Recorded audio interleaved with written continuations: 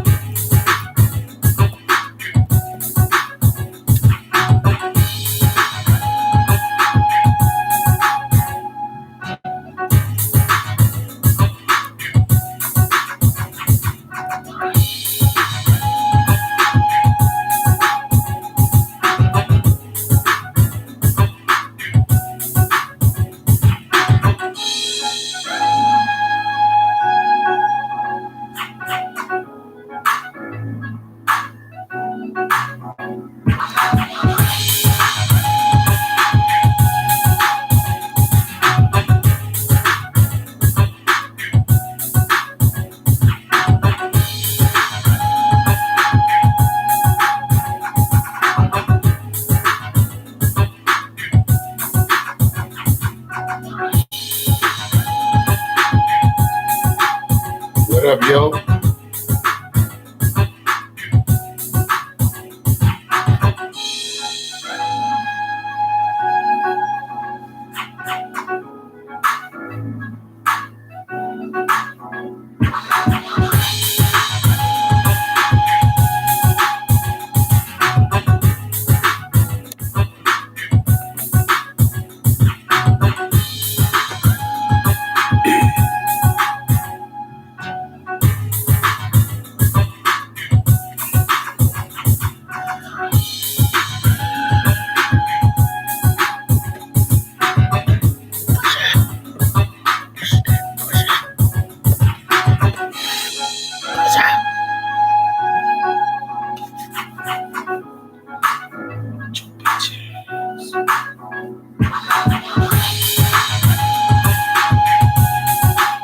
Be right back at you.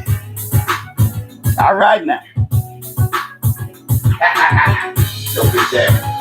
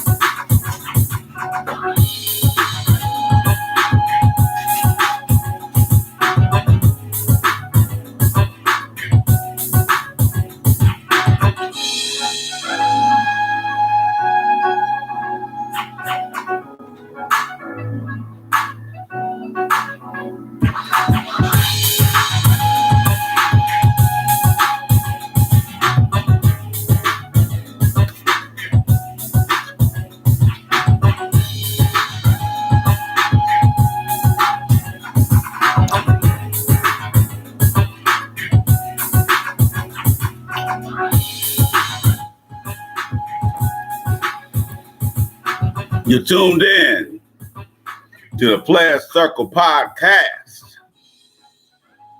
I am your host, the Iceman. More bounce to the ounce, and I say what counts. Don't nobody go home till the fat man fucks. What's happening, chocolate people?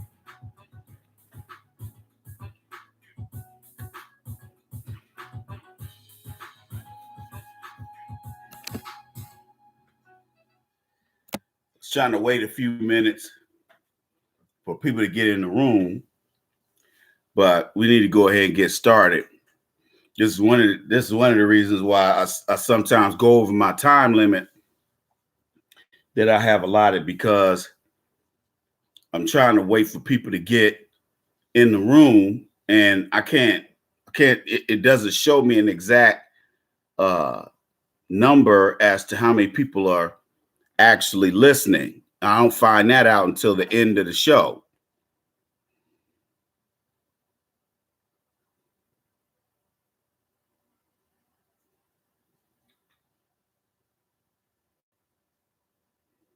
Graduated. Okay, DK, MJR, congratulations.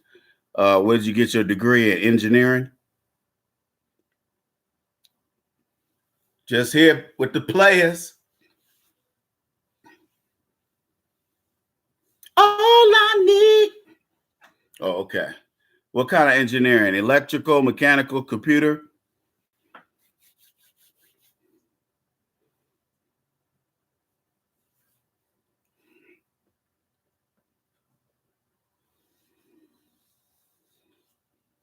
Yeah, the pool of women. Oh, okay. John, that's to go as a second lieutenant. Word up, Jermaine Williams. Oh, industrial. Okay. So you're going to be teaching people, you're going to be consulting people on how to put together, manufacturing operations, logistical operations. I thought they did away with industrial engineering. I thought it was it morphed into mainly mechanical engineering, but I guess they brought it back. Yeah. Hopefully, when they continue to bring manufacturing back to the United States, or you'll be able to get, if you haven't gotten a job offer already, perhaps you can get. Maybe there'll be some more opportunities out there, because that's the only way we're going to be able to bring prosperity back to the United States, is to bring back all the manufacturing that we sent overseas, mainly China and Taiwan and some other countries around in that area. So that's what needs to be done. This is $10 donation Saturday. Please donate $10 today. Goes toward backpacks.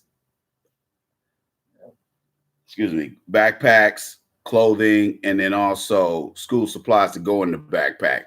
What a lot of nonprofits are doing today is they give them the backpack, but they give them the backpack full of paper and all kind of other stuff. Because, believe it or not, a lot of people, some of these parents, man, they ain't got no money for paper. But at the same time, the flip side of that is that the school districts are not paying for the paper for the teacher. It used to be back, 20, 30 years ago, if you went into education, if you was your first teaching job, the principal might have gave everybody a gift card or some type of gift, some type of not open, but maybe a $25, no, maybe like $100 or $150 thing at a teacher supply store. You don't have too many of them now, but back in those days when I was going through college and I was possibly going to be a high school teacher, that's what they were pushing.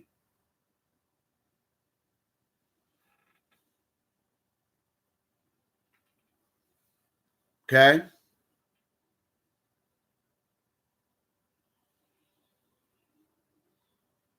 So now you know, you have to really, it really depends on what you major in. You got to major in something that either is just so required, damn near, where that career, they need so many people in that career. You know, maybe there's some incentives there, higher pay, higher entry pay, less responsibility. You dig what I'm saying to you? That's what's cracking. Okay. But they sent those jobs overseas and in college for the next years, all the in economics, they were teaching people, they were teaching college students that manufacturing in America is bad. That's bad. Send that overseas. Y'all see where I'm going with this? Dude, go online and go to airforce.mil or .gov. I wouldn't go in the Air Force unless I was you got to have perfect credit. Go in the Air Force as a second lieutenant, as an officer. Don't go in as enlisted. Don't go in enlisted for a guard or reserve either.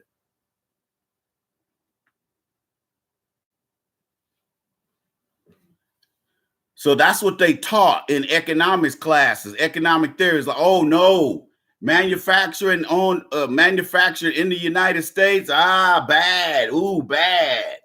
Send that overseas.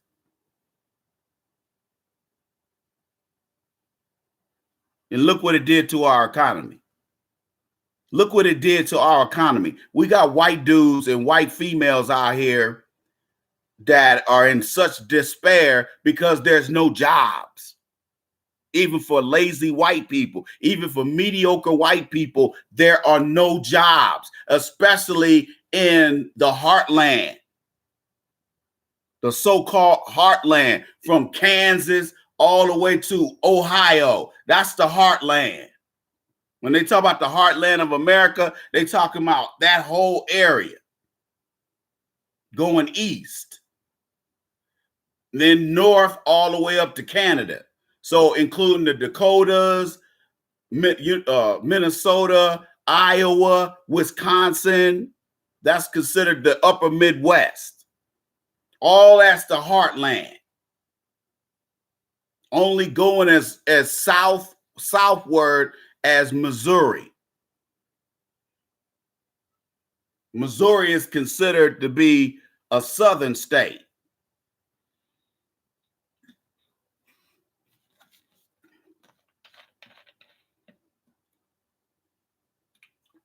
You digs?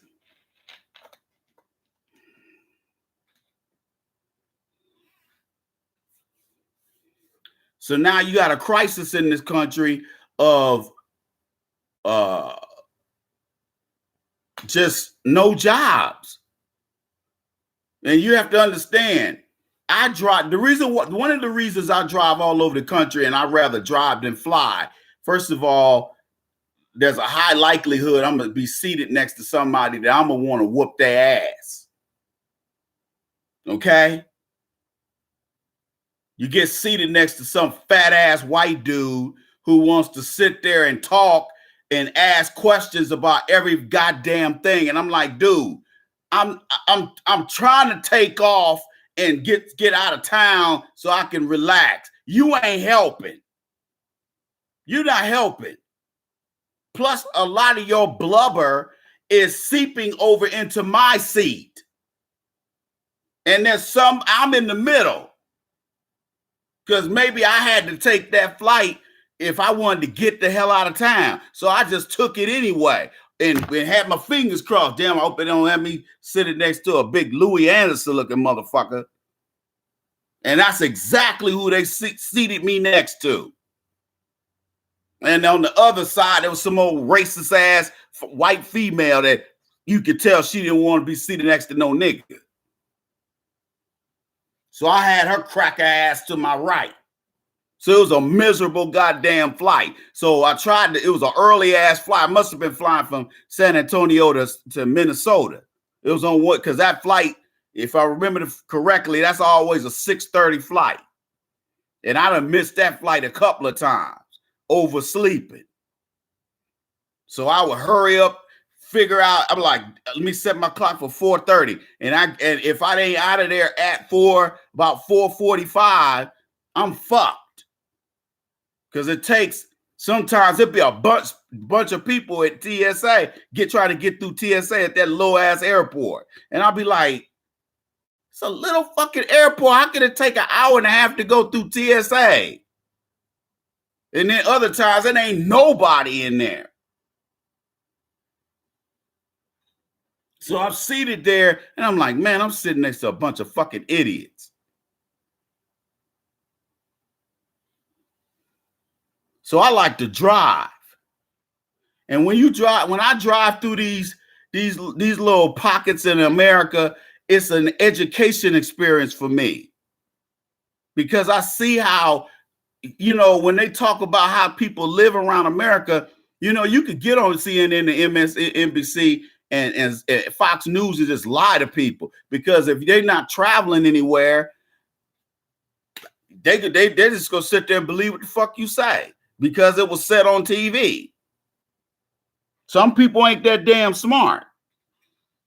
Yeah, you and me might be smarter than that, but these other people ain't. That shit go right over their head.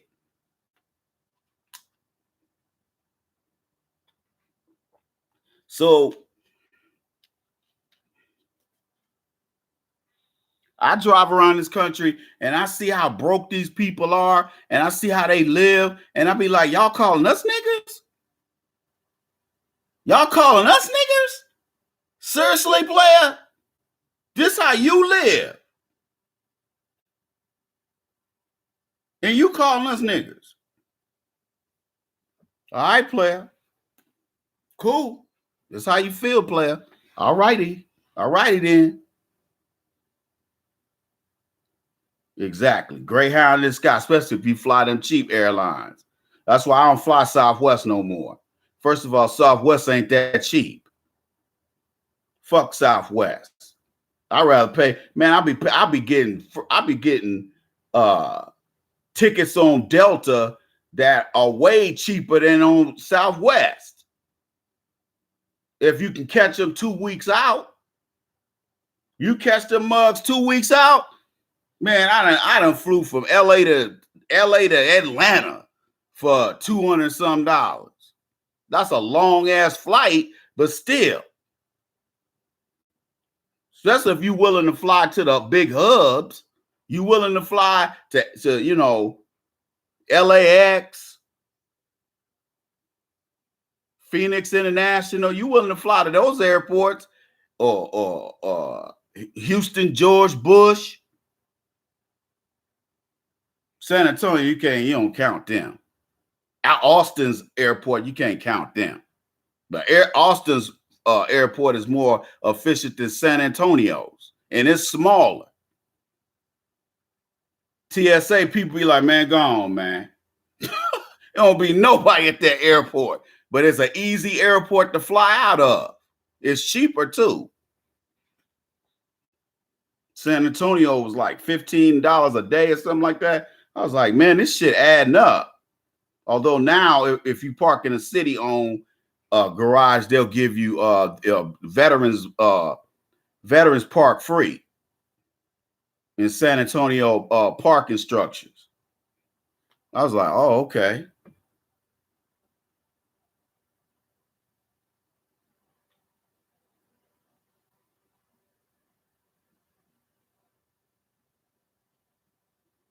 Oh, heck yeah.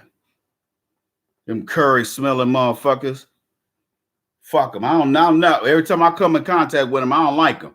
I be ready to whoop their ass. They try to be nice when they know they about to get their ass whooped. But they real nasty toward black folk.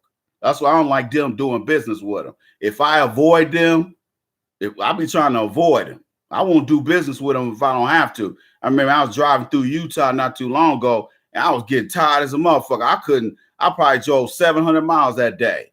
I couldn't keep my eyes open. I was like, man, I got to pull over. So I finally found a Motel 6, and it was real clean. Because normally them Motel 6, they be nasty. The bed wasn't all broken, like, you know, because, you know, I stayed at a Motel 6 in Nebraska, and this luckily I just need to lay my head down, because if I didn't, nigga, I mean, it wasn't nasty. It was like average Motel 6 room. It was just old. It was just old as fuck. That's what it was. It wasn't bad. It was just old. And the bed looked like it had been fucked out. You know how you get on bed, it got dents in it because they been tearing that pussy up. That's how that bed was. But I mean, I got some sleep. I was tired as hell because I drove like 600 miles. So yeah, I slept half the night, got about 5-6 hours. You digs? Word up. But here, look at here, man.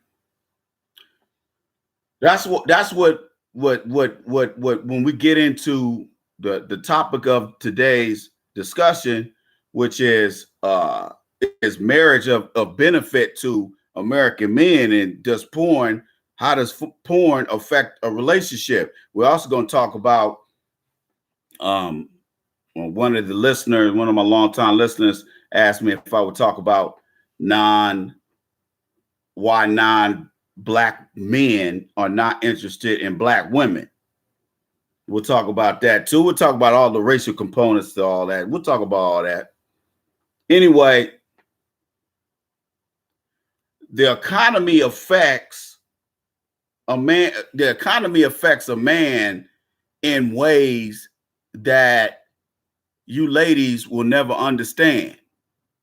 And that's why I'll be asking black women, you need to give these brothers some compassion, because when you go down there and put child support on us, now you don't put them Nazis on us. Okay? You don't put them Nazis on us. And you know what you know, living in America, how black men are subjugated. So that's why when black men say, well, whose team are you on, black woman? Because it's obvious you ain't on our team.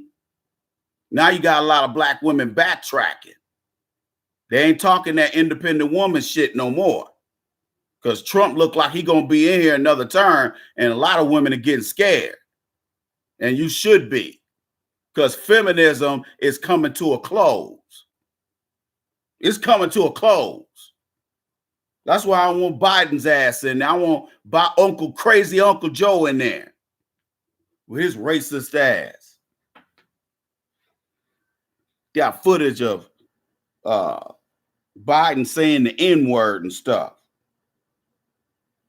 And you got black folks out here blindly supporting another white politician.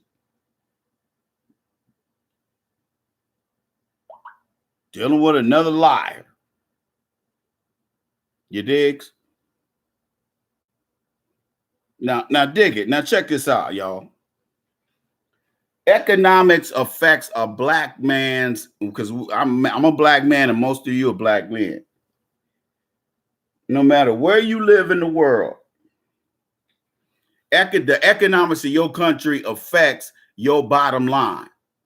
And a black man's bottom line is so crucial to his survival, because a lot more black men are starting to end up on the streets because we have no financial netting out here outside of social services for the state or federal government. We don't have those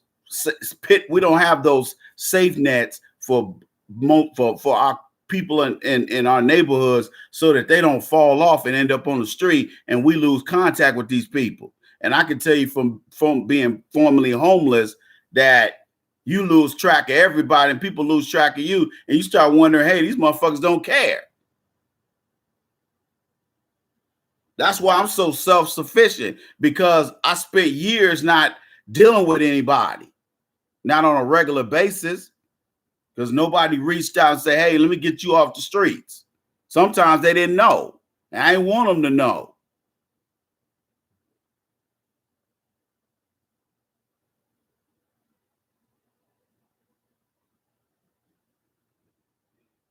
White men like fucking black women. But white men don't want black women.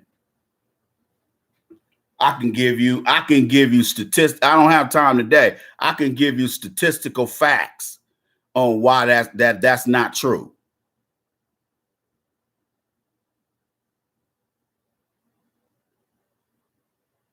No.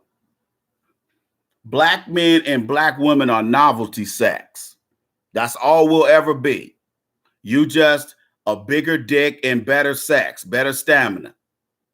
But you ain't special, because when it's time to accept wealth from their daddies, you better not be nowhere in the picture. Now, if the parents done cut the bitch off, they don't care what happens to the bitch. She can have all the half black kids she want to. I know, because I've dated women from millionaire families. And they said as soon as their parents found out they were fucking black men, they cut them off. Now this chick got half black kids. She out here starving and, barely making it. And that's what, she been niggerized by her parents. But, her dad is a doctor and he owns like a bunch of clinics. So they multi-millionaires. She said they straight cut me off. But anyway, man, yeah, we're novelty sex. We're gutter sex. I've dated white girls. I dated a white girl in Minneapolis that was from a animal processing family. They were millionaires, but they were typical Midwest Iowa folks. And when her family came up from Iowa, I disappeared. I didn't come over, which I didn't care anyway, because she was just pussy to me anyway. She wasn't that attractive. She was like maybe a 4.5. She had a nice body, but she definitely was a below average looking chick. But she was somewhat classy. Unlike most of the women I was fucking with. But dig this.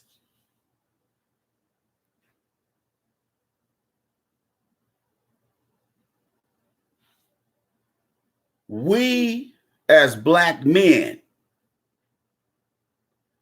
when you look at economics, when you look at what is a benefit, because the thing is, men have been taking sacrifices getting married since the Marriage Act was created by the federal government back in 1886. And it was created to protect, keep women from, when men walked away, women had some kind of deterrent to keep these dudes from just bouncing. Because let me tell you something. What the history books don't tell you is up until about the early 70s, white men would just leave. And other men would do that too. But white men were famous at starting a family over here, can't find nothing, maybe getting into drinking and ain't no opportunities, and he'll go over there. He's heard there was a gold rush over here, or there was an oil bust over here. So he going over there, hitchhiking and going over to that side of the state. It was that type of stuff going on up until Reagan got in there.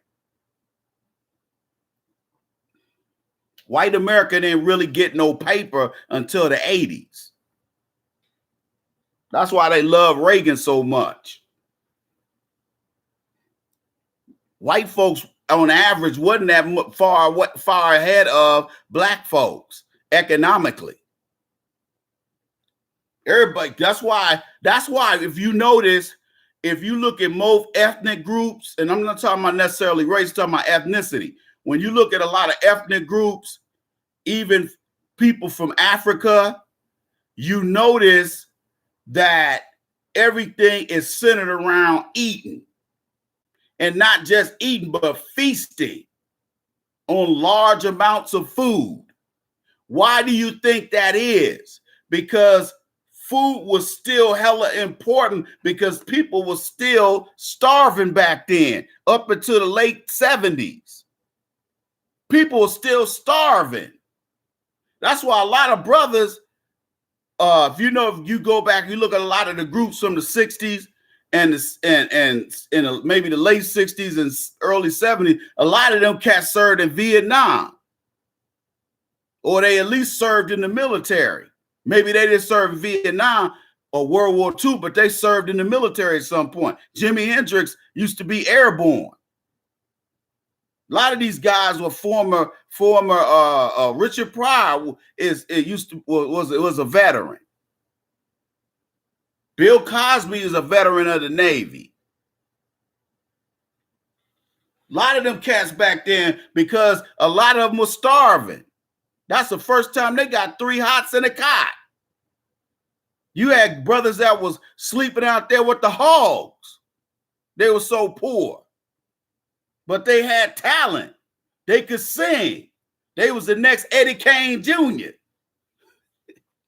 Baby, I sang like Eddie Kane Jr.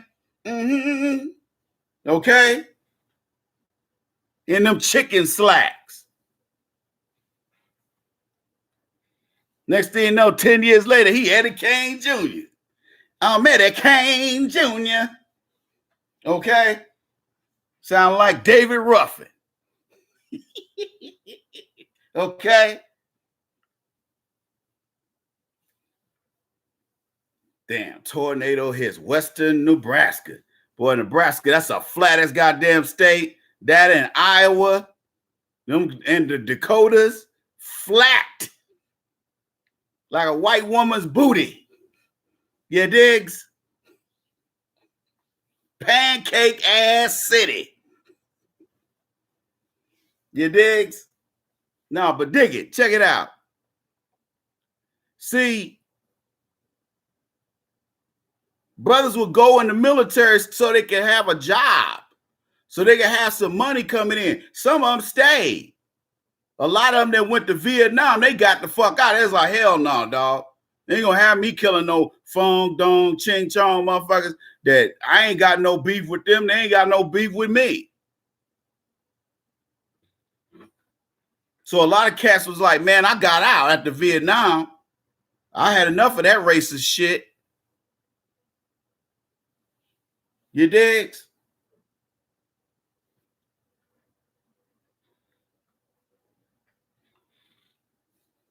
Niggas was trying to eat. So food was important. When the family got together to eat, they said a prayer in their language or whatever their religious customs called for. Everybody sitting around the table or everybody seated on the floor on pillows and they getting their grub on. They done boiled a sheep's head. Now, you know damn good and well it must be a special occasion. If they done boiled a sheep's head, or they done put that whole pig in that roaster. That motherfucker.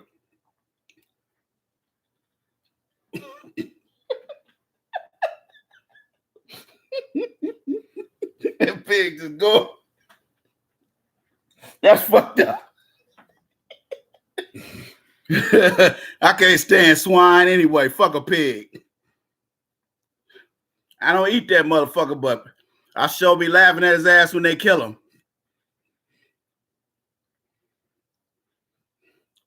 You digs?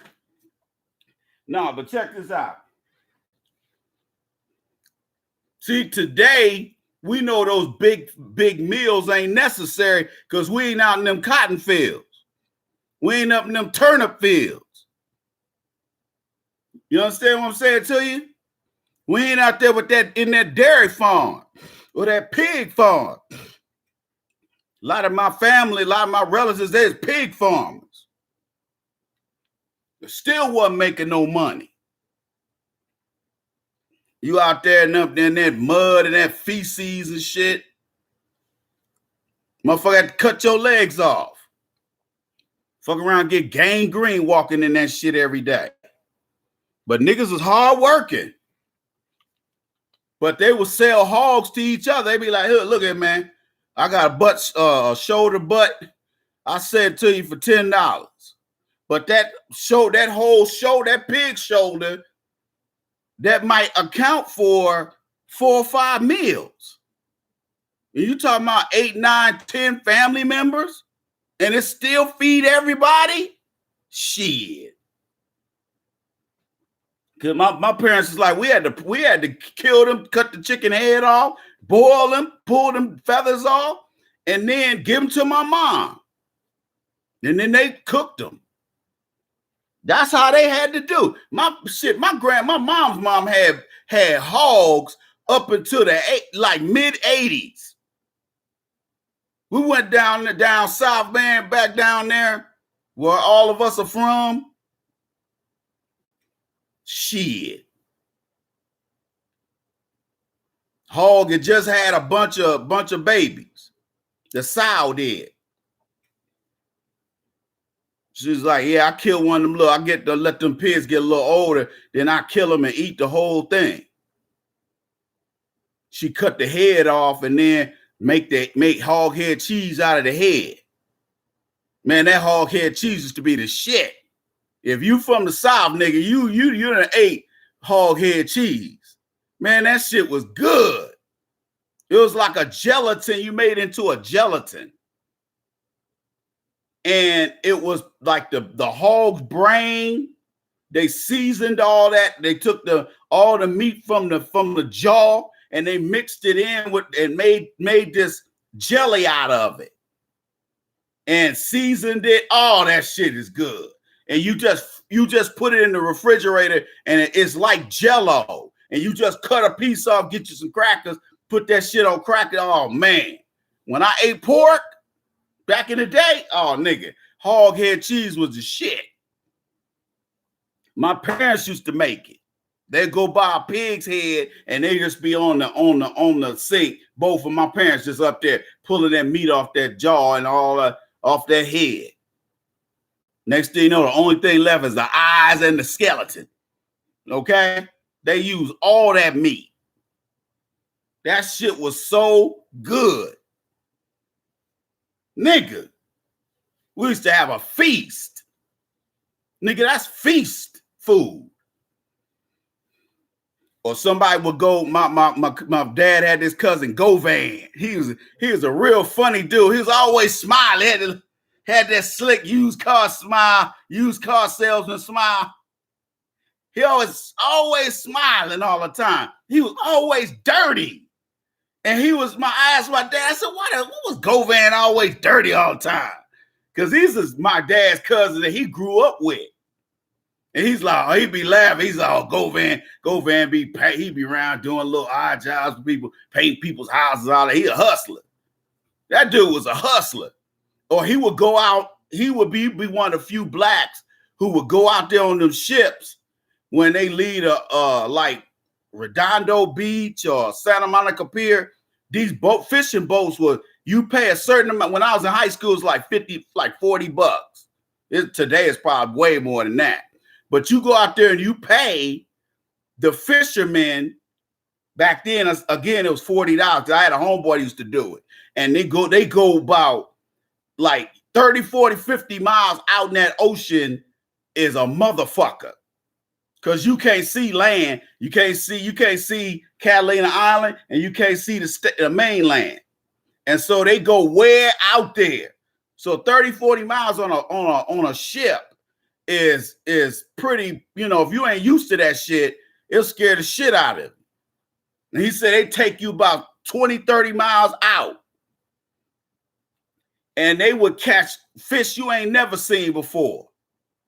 The water was clean and blue out there. They throw that, and some of these guys were professional fishermen. So they had this before, deadly tuna and all that shit. And so this is for the casual fishermen. But you did have guys that were out there trying to catch some real fish. So they had some, more expensive lines and stuff like and fishing poles. So these guys would catch these 100-pound tunas and swordfish, and the ship was, it wasn't a big ship, but it was, it's bigger than them Deadly Catch type ships. About 30 or 40 people can stand out there and not touch each other on the, at the back end of the ship. But they would leave like 4:30 in the morning and go out there and fish. And then they come back about 2 o'clock. So you got to bring a lunch and all that type of shit. I just didn't want to be out there with all them white folks. But that nigga never caught nothing. He didn't probably know what he was doing anyway. But they would go way out there and get them fish and bring them back. But that's what my cousin Govan's do. He'd go out there and get their fish and then come back and sell it to people. Because everybody was from the South. So it was like, you come around and be like, hey man, I got some catfish. I got some perch. I got some sea perch. Or I got some buffalo. Buffalo fish is real popular with black people. I love buffalo fish. There's a freshwater one and an ocean one. And the ocean one tastes better. It's a big ass fish. It's probably about 30-pound fish. And you fry it the same way you fry catfish. It's way better than catfish though. Catfish is the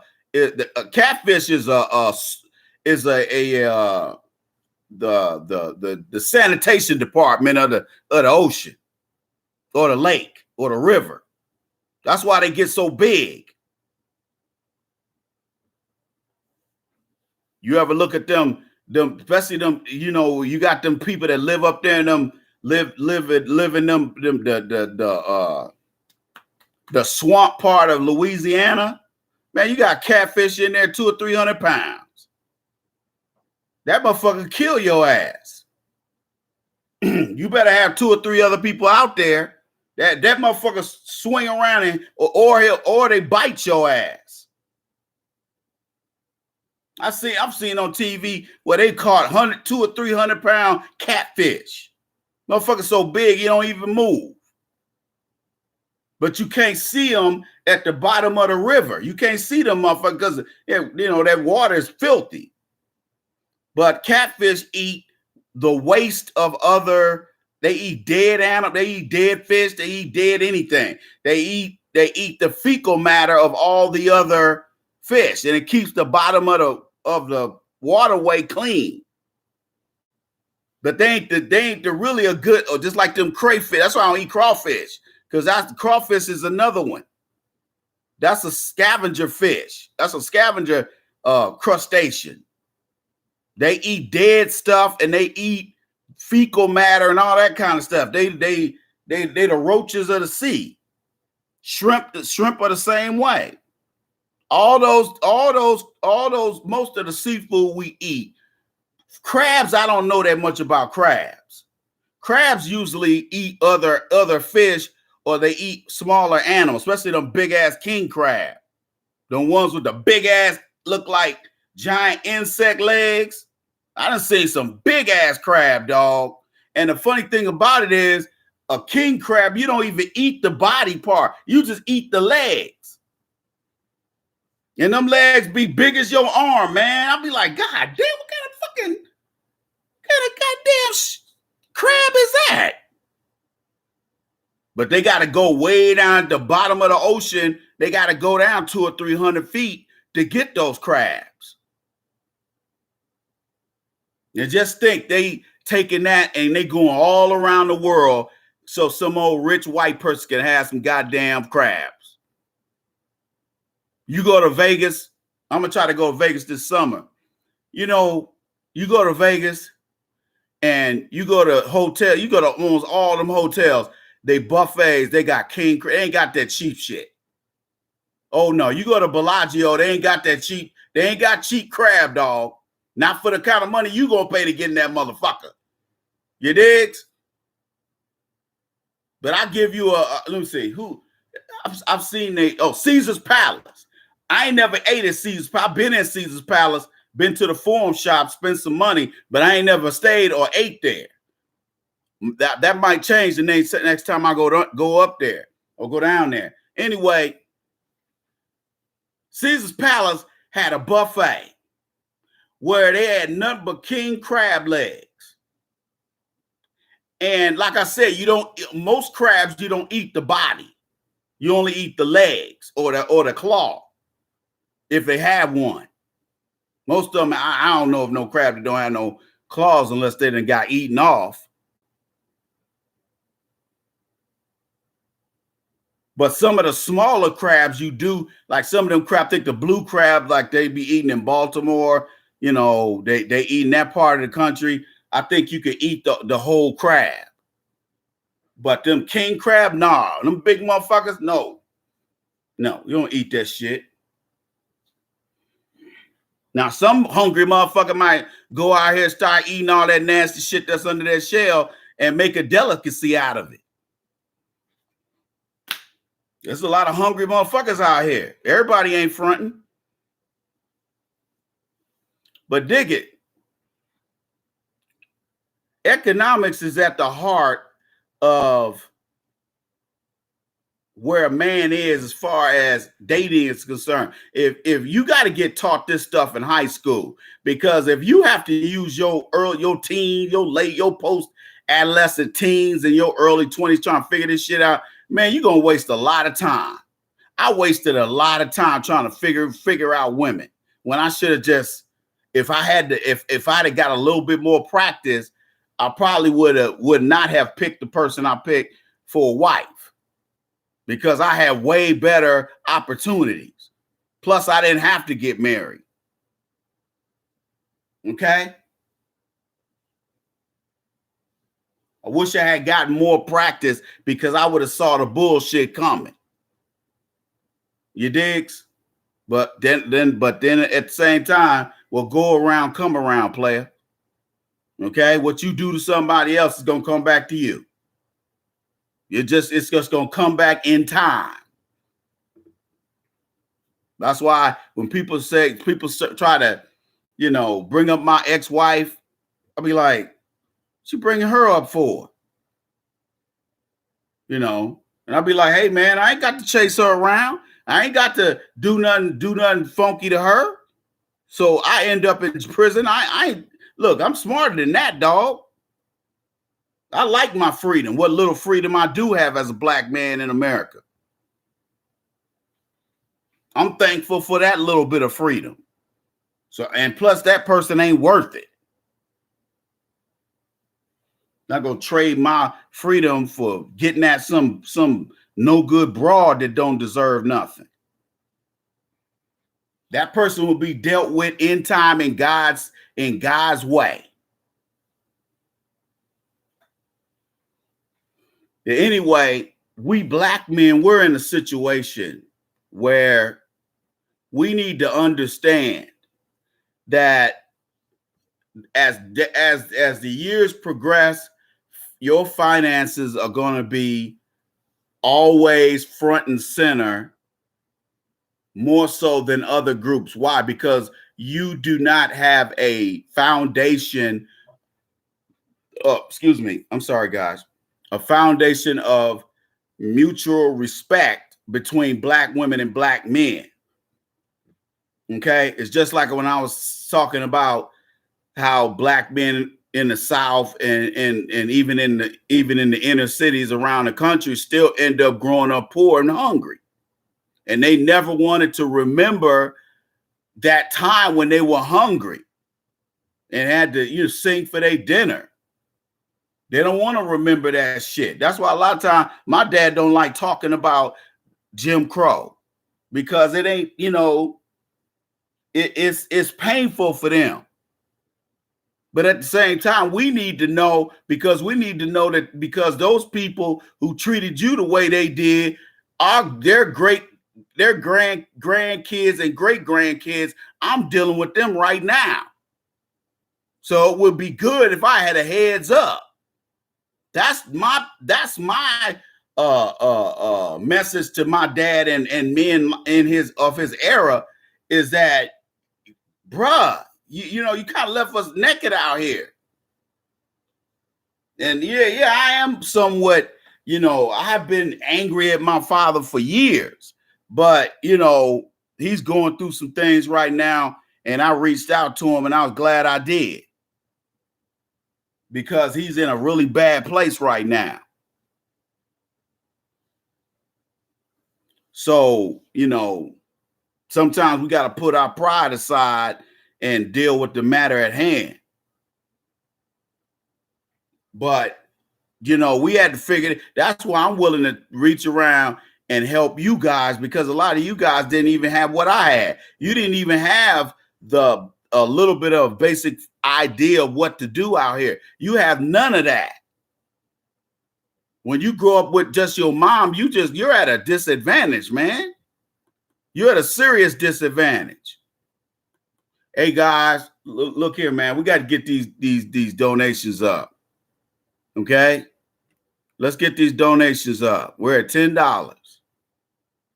Okay? We're at $10. Come on, man. Come on. I want to raise $100 today. Come on, I've been on here an hour. Come on, let's get it popping. Remember, you can donate via the Cash App, or you can my Cash App ID, and I'm getting ready to post it right now. If you remember, Cash App is free. Okay, so that's my Cash App ID right there. $sign the Iceman 1906. We're asking for $10 donations today. Let's go ahead and get that cracking. You digs? Or you can go to asktheiceman.com, scroll down to the donate button, and donate there. We're only asking for $10. You digs? Let's not be stingy and let's not be selfish. Let's get it cracking. All right. So those of you who have not donated, you're not on automatic donate like some of the cats. The brown sausage, thank you, brother. Love you. Justin Emba, thank you, brother. Appreciate it. Love you, man. Keep your head up.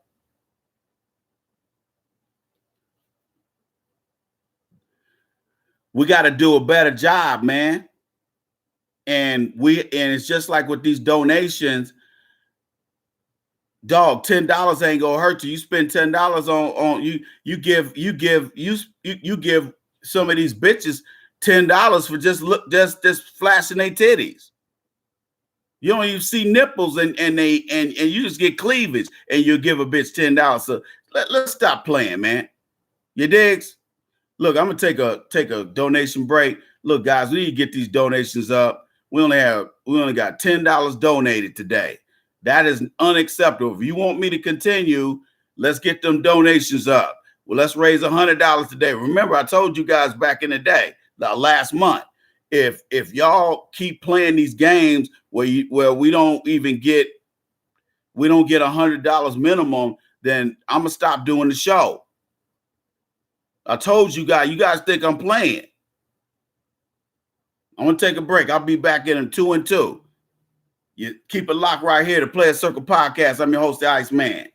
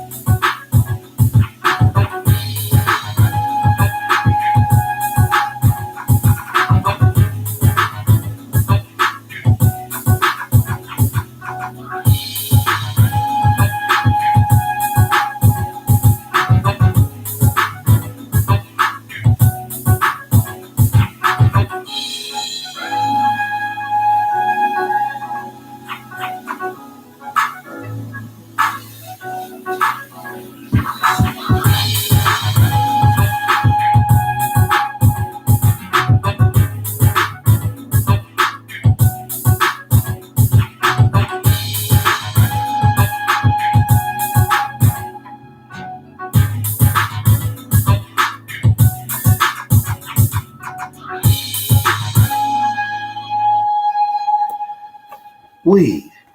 Next exit. All right, y'all.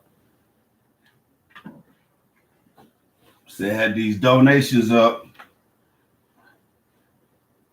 I know that, you know, my loyal folks may not be able to be here every weekend, but I do know that more than those folks donate.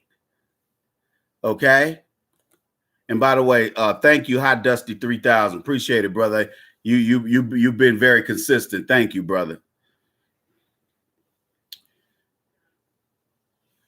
But economics affects everything that a black man is. Economics is damn near like the most important thing. Why? Because the people at the top, the 1%ers, the 10%ers, they're squeezing so hard to get every drop of profit out of us as possible. And then the flip side of that is they pay politicians to give them tax breaks that they don't need. So instead of, you got multi-billion-dollar companies not paying any federal income tax. Is that right? Amazon hasn't paid federal income tax in the last 3 or 4 years. Delta didn't pay any taxes last year. Delta Airlines, all the money they make. But this is the game these people play. They want to be able to not pay you anything as an employee, not pay for any benefits, no retirement, nothing. You just there for a paycheck, which makes you damn near just above a slave or servant. You getting servant wages if you look at it. And that's another reason why a lot of broke ass couples got to stay together, because they like, shit, I need this nigga.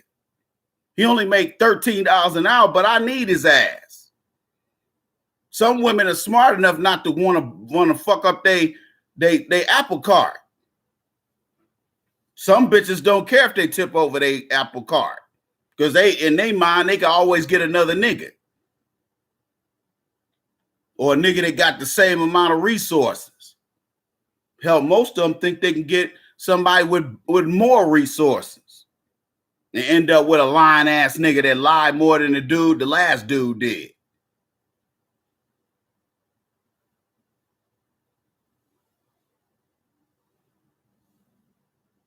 You digs? Black men tend to be judged harsher than all other men combined. We get judged harsher. I'll give you an example.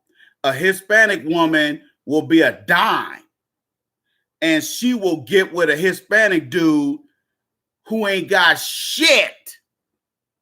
Got a felony on his record, got multiple baby mamas, and this woman will still lay down with this motherfucker, having bucky naked sex and getting pregnant, and now she got kids by this dude. And she see that he ain't shit. His doo-doo breath ass. All he do is drink, go out and get fucked up, go to these little hood barrio bars, pick up other sluts. See, they women give them pussy. They'll deal with they bum ass men. See, black women will defer to broke ass bum ass niggas, but then be complaining about it. Well, these other women, they don't complain about it.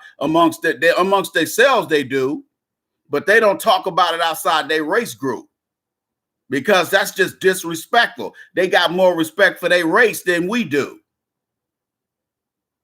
That's why everybody knows they can pimp black people, because politically we're weak, socially we're weak, and definitely we're almost totally economically weak.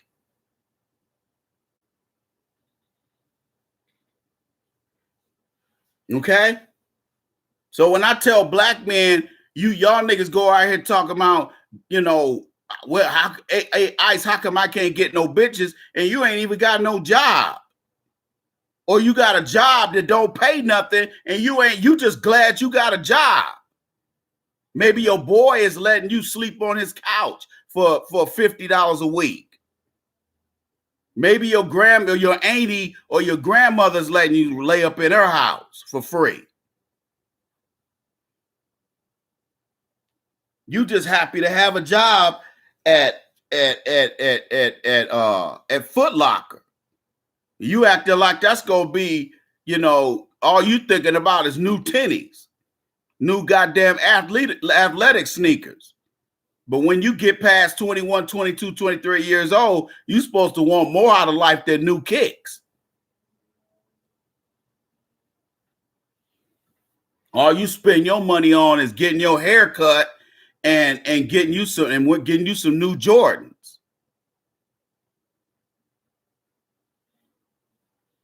That ain't there ain't no way for no black man to be living. You can't, what are you going to try to do with your life beyond that point? Are you going to sit up there and give up and be like, hey man, this is all I'm going to have? When you get about 35, you the old nigga working at Foot Locker, if you still working there, 9 times out of 10, you ain't. Now you done switched over to doing security at the mall, making $13 an hour, but that ain't paying no bills. $13 an hour in today's money ain't shit. That's a waste. That's like minimum wage, $13, $14 an hour. If you ain't at least making 20, you ain't making no money. Don't get it twisted.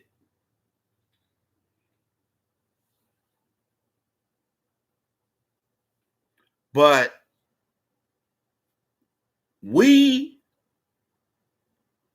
women, especially non-black women, judge us harshly. They judge the shit out of black men. With them, when they deal with their men, they'll deal with bums in their race. Like a Caucasian woman, she will still fuck the dirty ass white dude who sleeps in his Subaru Forester. She'll still fuck him. As nasty as he is, she'll still fuck him. But if she decides she gonna fuck with black men, all of a sudden her standards are way up here. Trust me, I've dealt with it. All of a sudden, this woman got standards when it comes to black men. All of a sudden, they looking at your car. All of a sudden, they asking you how much you make. She know damn good and well that Buddy Love, or that Mr. Buddy or Dewey ain't got no money. She ain't coming to him with that bullshit. But when she decides she gonna date a black man, all of a sudden she got high standards. All of a sudden he gotta be a baller. And you like, nigga, seriously?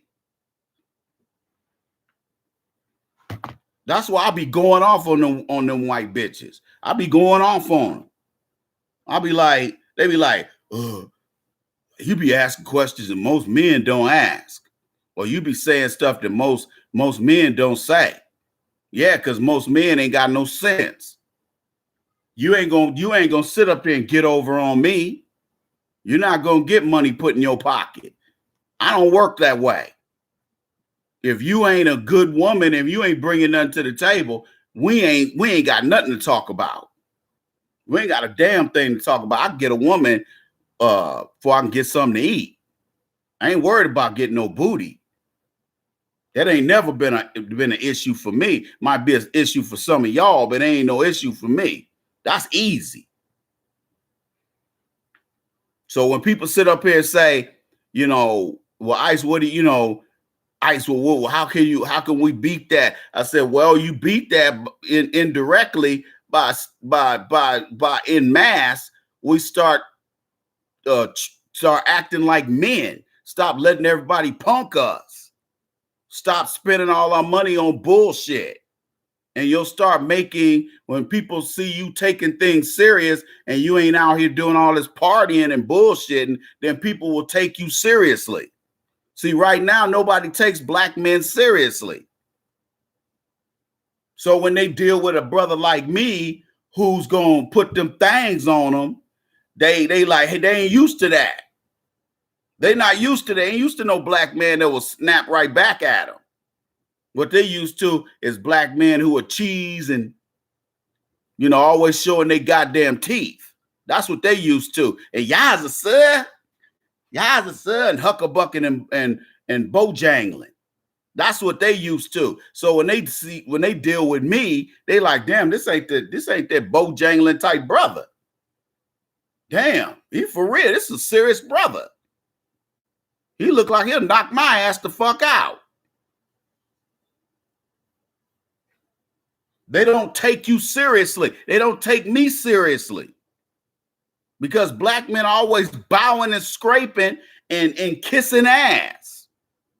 But then you the nigga that don't want to donate no money. You getting gamed up, but then you like, man, fuck that nigga, man. I ain't donating nothing to that nigga, man. That's you. That's what women do. Women hate on other men. Women hate on other women. When you hate on another man, you act like a woman. That's what hence the adjective bitch made. Too many bitch made niggas out here.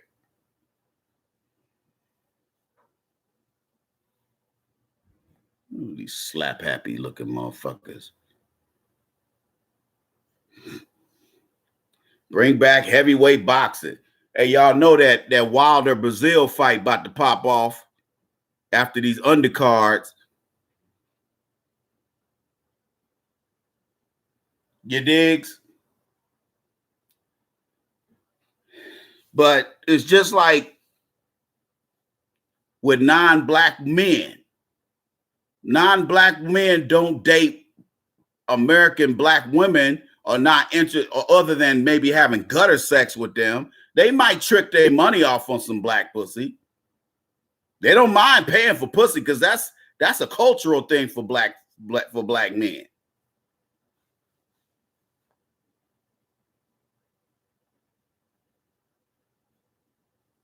That's a cultural thing for black men.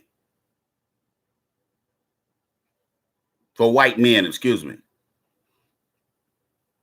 Paying for pussy. They ain't got a problem with that. That's easy. How much for a BJ? $60? Hey, okay, here. Oh, some good dome. Oh. Okay? That's popping off.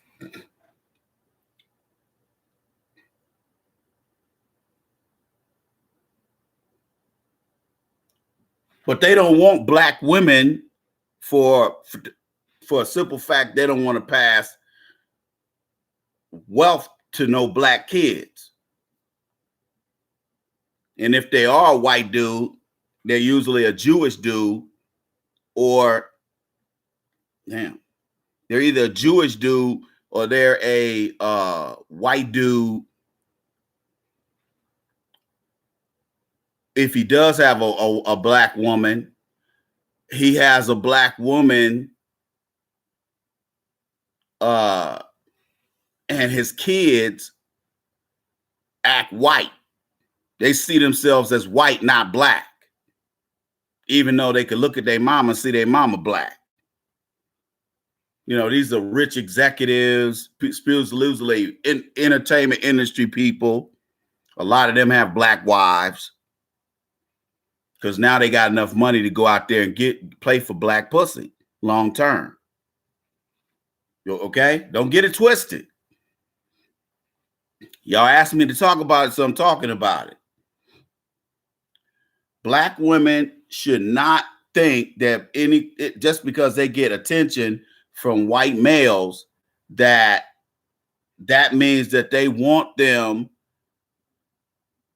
in loving long-term longitudinal relationships such as marriage, but not limited to marriage. That's not true. And you also have white men that you see on TV commercials who will be with a busted black woman. And he looks like a broke ass white dude. Like I was looking at that show Weedicat, and there was a young black sister with a white dude that came from Iowa City, Iowa. Now, Iowa City, if you've ever lived in Iowa, you know, Des Moines, these little cities have black people, but they are very marginalized. There's black people in Davenport. There's black people in Iowa City, and mainly because of the University of Iowa's there. And you got a lot of brothers that go there to play football and basketball and run track from Chicago mainly. But anyway,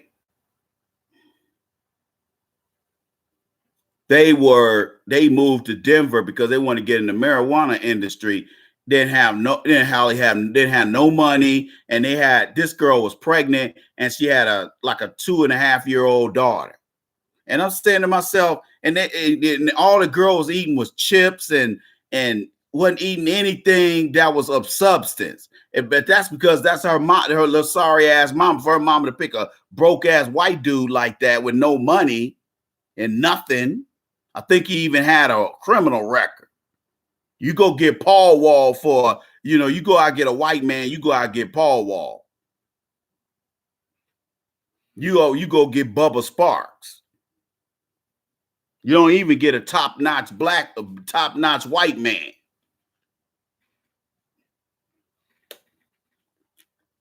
You ain't gonna see no Jimmy Fallon or Jay Leno. You ain't gonna see none of these guys with no black women.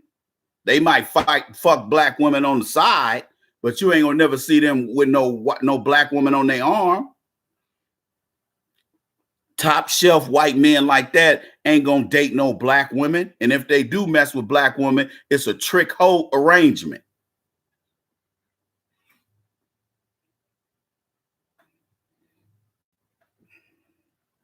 Shit, Rick James was told some shit about Johnny Carson. Johnny Carson had a couple South Central black women he was fucking.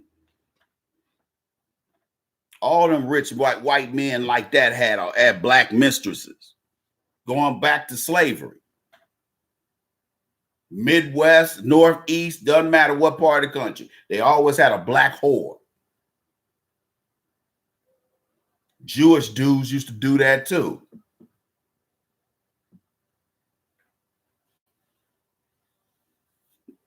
Don't get me to telling.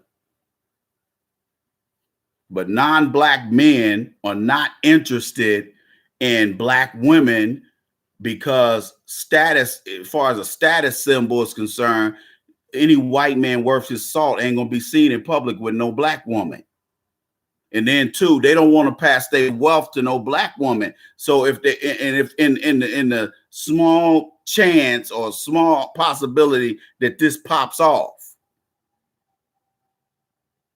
the small possibility that this pops off,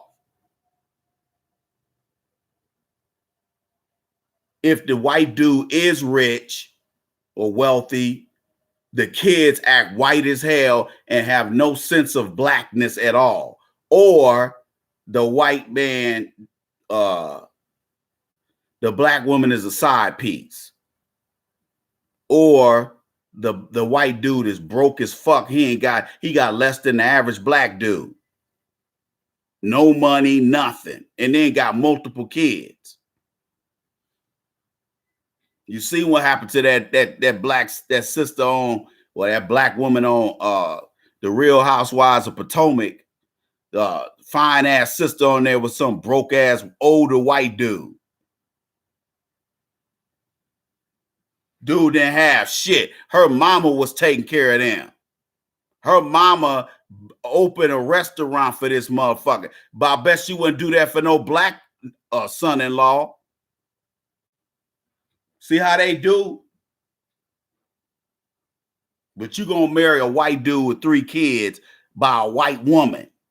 If the white woman got rid of his ass, why would you want him? But she saw that as a come up. Black women look at TV and they start believing the shit they see on TV. That's marketing. I see a lot of mixed couples with black men and white women, but usually it's older. They're usually older. They're not usually younger. There are some commercials where you do see young black men with white women, but the dude looks moist. And in the off chance that the brother is normal looking and the white woman is attractive and young, it ain't, the camera ain't on them very long. So you don't fool me with innuendo and marketing. You don't fool me, dog. Because my head ain't there anyway. My head ain't there, dog. I don't see a white woman as a come up. I see a woman of any race as a come up if she got if she got way more social influence than I do, and her family has wealth. That's the only time that I see it as a come up. But most white women that I meet,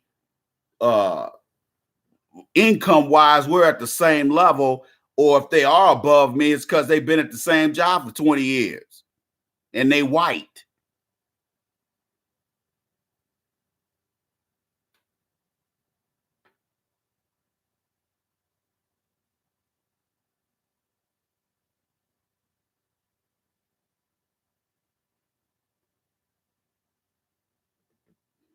De Blasio married a bottom of the barrel black woman. He's one of these Italian white dudes that like the slum getting black women. A lot of them Italian dudes like black women. They just don't want to be seen in public with them. A lot of them mafia dudes used to have black women on the side. A lot of them.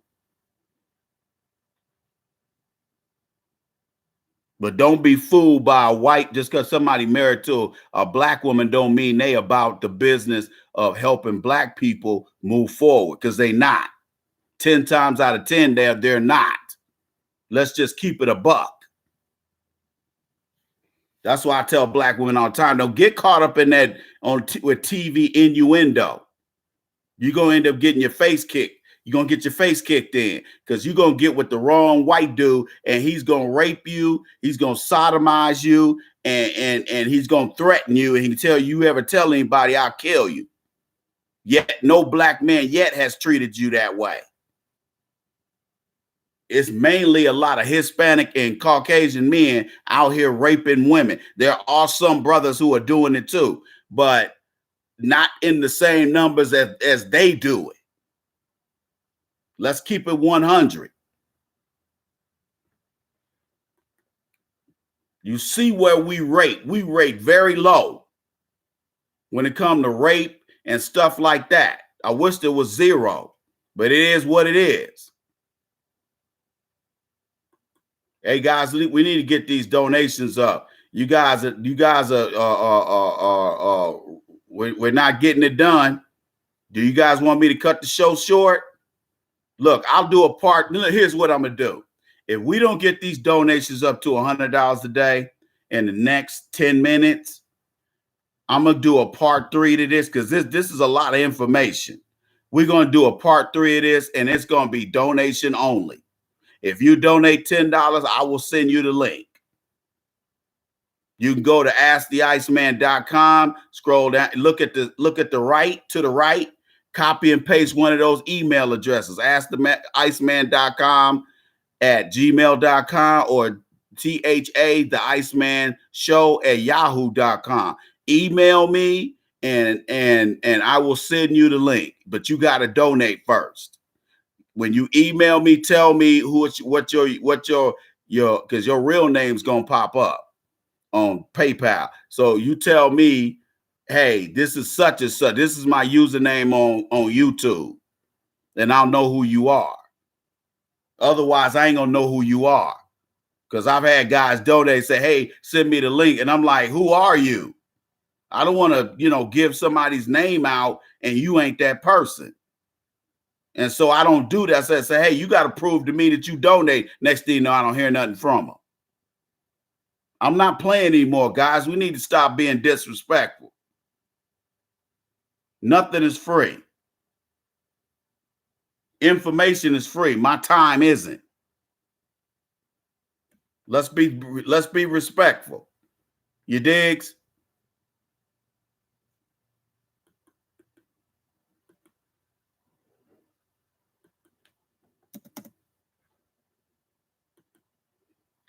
So contrary to what you see on TV, as far as black men are concerned, black men and black women are in the worst dating positions in this country because we don't rely on each other. We don't rely on each other. And when you don't rely on each other, you don't set up a foundation. So if people fall off, they got a foundation. Even though Hispanics, the poor immigrant community might be poor, but they work together. They steal from their jobs. They lie and say, they come over here to have kids and they'll be on welfare, but their boyfriend will be living with them and they don't never check. So this guy's working under the table, working somewhere, and she's on welfare. And she might even be watching other Mexican women, immigrant women's children, or she may be working under the table somewhere cooking menudo. See how that works? So they hustling like a motherfucker. So if they feed their kids, 9 times out of 10, if his sister, he got a sister, or he got a brother, or she's got a sister and a brother, or she's got younger siblings, they might only have a 3-bedroom, 1-bathroom house they renting, but it'll be 3 different families living in there. And so everybody will be helping everybody. So when the women cook, because it might be all the women cooking and the younger and the daughters in there cooking. So the men just sit around smoking cigarettes, smoking weed, rolling dice, talking about, if they serious, straight up immigrants, then they sitting out there drinking beer, talking about the old country. Okay. And when that food is ready, they serve, everybody gets fed, even though they all poor, they all pitched in. So there was probably $80 worth of food cooked for 30 people. And then it might even be more people stopping by to eat. They ain't gonna turn their people away. They might talk about them behind their back, but they ain't gonna turn nobody away for no food. That's how we used to be. We led with our food. The first thing when I was a kid, when you went over people's house, they fed you. Even if you didn't want to eat dinner, they fed your ass. See, today everybody's selfish. Back when I was growing up, we were still coming out of that civil rights movement. So black folks didn't play that. If my aunt cooked fried chicken over at the house and we were there, everybody ate. My mom was in there helping cooking. My cousins, the female cousins were in there cooking, and the men were just sitting in there talking shit, drinking, stinking, and talking shit. Hey, David Fernandez, what's popping, man? Hope everything going good for you, bruh.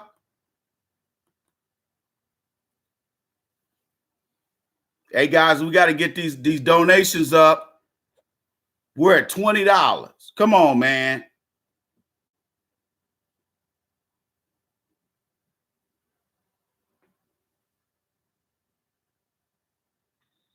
Yeah. Don't teach your ass nothing. Want you to be out of the house and starving. See, like I said, when I was talking at the top of the show, when I was talking about my dad's first cousin, that guy was a hustler. He dead now, but back in the day, man, that nigga never stopped working. Every time he came to the house, he had on work clothes on. He would have been painting somebody's house. He knew how to do, do construction. He used to do he used to do concrete. He used to have a little work truck. A little work truck had paint all over it. Okay? I never, Govan, that's all he used to do is work and smile. He always had that little sneaky smile. Okay? He used to crack me up, man. He was funny as hell. Because him and my dad would be talking, and I could tell my dad don't want him talking about some of the old stories, and my dad would be like, "Man, come on, Govan, come on." Okay, we'd be out there laughing. Yeah, some black women do hate on successful black men. And we could be with a black woman, we'd be married to a black woman and still be talking shit. I guarantee you some black women still talking shit about Denzel. Denzel, he got his black queen, and they be like, well, he ain't shit because he ain't with me. I'm like, bitch, shut up. Get the fuck out of here. You ain't no choice. All he gonna get from you is head and headaches. That ain't no trade-off, player. I've had plenty of women say, hey, I need that ID card, Ice. I need to get that. I need to be able to go to that BX. I need to be able to go to that commissary. I'll be like, hey, bitch, hey, the next bitch to get this ID card, it's going to be hell to pay, goddammit. You're going to have to jump through some major hoops to be able to go to that big BX in the sky.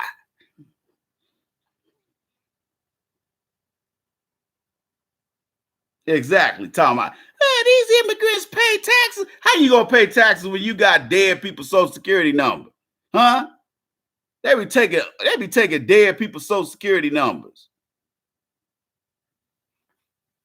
Like, get the fuck out of here. I don't feel sorry for nobody that done broke into this country. We were born here and we still ain't treated like citizens. So how we gonna sit up here and make it easy for these DACA motherfuckers? Did y'all know that a lot of this Pell Grant money is being funneled through DACA? Did y'all know that? That's why I was telling y'all, if they choose to go to a HBCU, they can get like damn near free tuition. That's your tax dollars at work, player. Shit. Man, y'all don't understand how good these motherfuckers got it. And if it wasn't for Trump, they'd have it even better. Hopefully, Trump can cut the bullshit. He gonna need another term to cut the bullshit.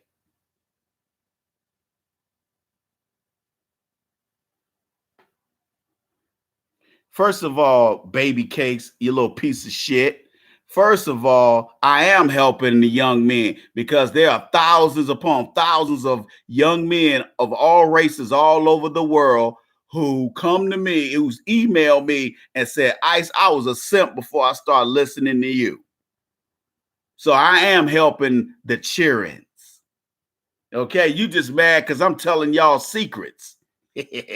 See, these black women be getting mad because that's why a lot of black women used to hate me back in the day, especially back like 2011, 2012. Remember we was riding deep back then.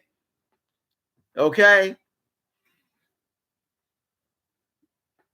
The reason why some guys don't donate is because they bitch made and they mad because I be saying shit they don't want to hear. Just like your bitch ass. Just like your Scooby-Doo looking ass.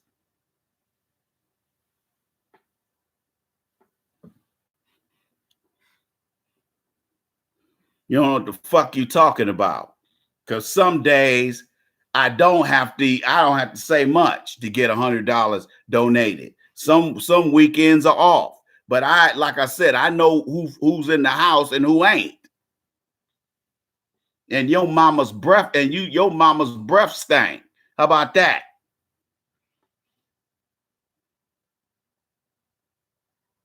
Exactly. They be lying, giving fake names. They be giving fake names. Although what they're doing now is they're doing background checks on these motherfuckers. They turning them loose, but they doing background checks on. And if they information don't check out, they gonna round them motherfuckers up and throw their ass out. That's why but like I said, they shouldn't even let them in here. Because if they tell them they got a court date 4 years from now, do you know they put them on welfare? The whole family get welfare. How many intact black families do you know that getting welfare benefits right now? I'm talking about married. Some of these people are married and they getting welfare benefits. Your tax dollars at work, dog. A lot of people don't know this shit. See, that's why them white males was like, no, we got to get somebody in office who going to cover our tracks. We're going to put one of our own in office. And that's what they did with Trump. Trump is anti-immigration, and I don't blame him. Immigration, whack-ass immigration policies will wreck your country. There's gonna be a race riot in this country, and I'm gonna tell you right now, you better be strapped, because the way these people at the top are squeezing the necks of most men in this country, you got men out here not getting no pussy, where it's being promoted that you don't get no pussy unless you beg for it, or a woman feels sorry for it enough for you to give you some. They put, anytime you act like a man, that's toxic masculinity. Let me explain what's going to happen. You're going to get a bunch of eunuchs out here. You're going to get a bunch of incel motherfuckers out here, white, black, whatever. That's why you got all these companies out here building these sex dolls, these sex robots. Because 20 or 30 grand on that shit, you're going to have nigga nerds buying that shit. Because these dudes don't know how to get no pussy. And then the rest of them are going to sit there and stew for years. And then some are just going to bust out and go start raping women. So that's going to be the benefit of Me Too and all this, my body, my choice, all this old bullshit. That's why, the last couple of days, Karen Hunter's show and some of these other females been whining about the 2 or 3 states that have enacted anti-abortion laws.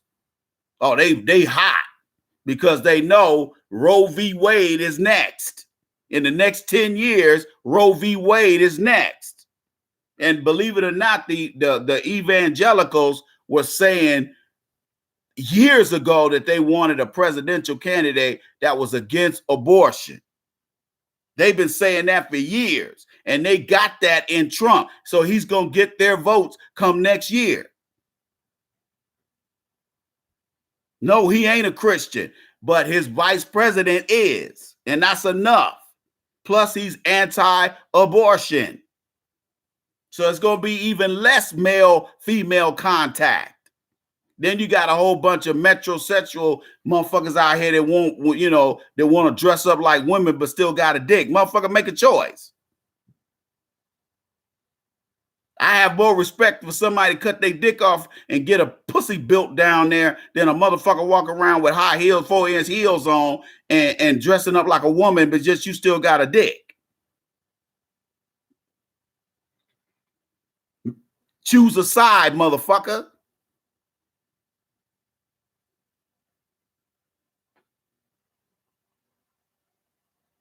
Fuck out of here. And black men are being left farther and farther behind in going forward economically because black women choose to just be against us. So that hurts us more than anything. That hurts us, man. And see, a lot of black women are starting to see the error of their ways, but they they still too selfish and too hateful and too evil to turn around and apologize to a brother that they were wrong. This feminism shit and this going to running to the white man, running to white daddy and white mommy to get welfare benefits and child support. That's the worst thing they could have done. Because I'm gonna tell you what I do. I ask questions. I'm like, did you put child support on your baby daddy? Yeah. Okay, we ain't got shit to talk about then. We ain't got shit to talk about. Bye. We ain't got nothing to talk about. Because if you'll do him like that and you got kids by him, just think what you'll do to me, and I don't have kids with you. You ever thought of that, player? See, y'all niggas don't think like that because you don't think past your nose. That's why I asked for donations, because I'm kicking straight game.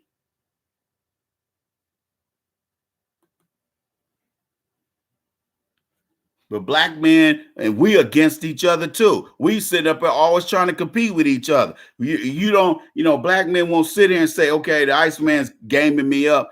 I'm going to take this knowledge and pay it forward. No, we don't do that. We like, man, fuck that nigga. I'm better than that nigga. You start talking that kind of shit to yourself. Fuck that nigga, I ain't donating shit. Fuck you. You jealous. You hating like a woman. That's what women do.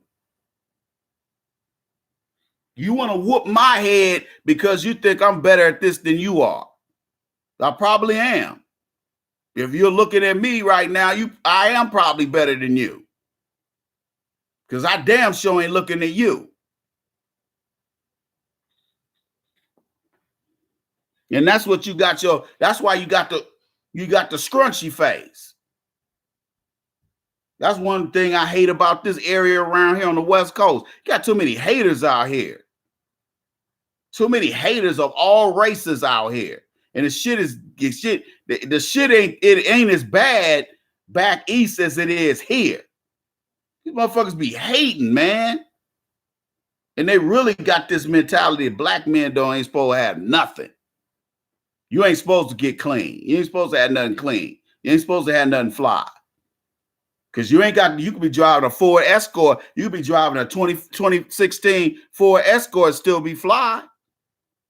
You driving around with a clean car, you going to have some white dude, who that nigga think he is? Because he in a dirty ass Subaru, 1990 Subaru. Motherfucker, that's your fault. You a bum ass dude. Don't blame a black man for your goddamn problems. Silly motherfucker.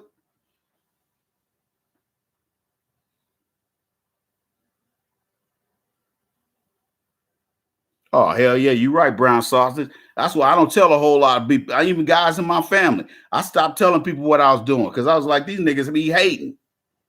I'll talk to one cousin and be like, yeah, man, you're such and such hating on you, man. I'm like, man, I knew that nigga was hating. Just bitch ass niggas. I got them in my family. I got on both sides of my family. I got bitch niggas on both sides of my family. An overabundance of them. Always getting their goddamn feelings. Let me do this. Hey, y'all, let's get these donations up. We're still at $20. I'm going to take a break real quick.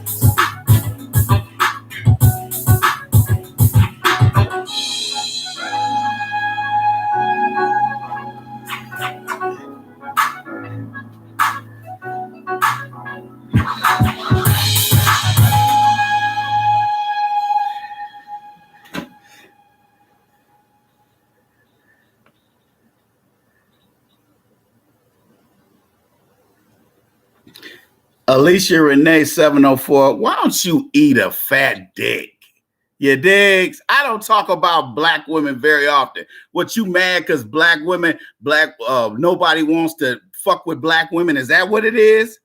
Large numbers of black men and non-black men do not want to fuck with black women. Is that what you're mad about? Now, that's something you need to take up with other men, not me. And if you don't like what I talk about, tune out, bitch. Bitch, you can't even spell stupid. What's a steward? Huh? What's a steward? You hood rat. Get out of here. Get the fuck out of here. Get your stinking ass out of here. Get your stinking ass out of here. Your whole house probably smell like chicken grease.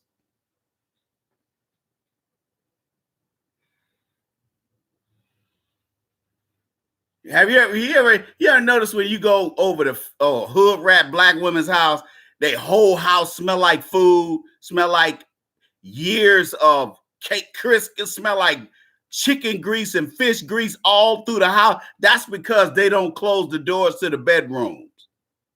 And they don't open the windows when they cook, because all the screens have been torn off because Day didn't have a key to the house, so he broke in the house.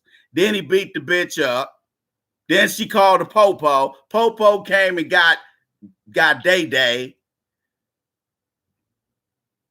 Now, Day done bailed out of jail and he back over there knocking out the uterus.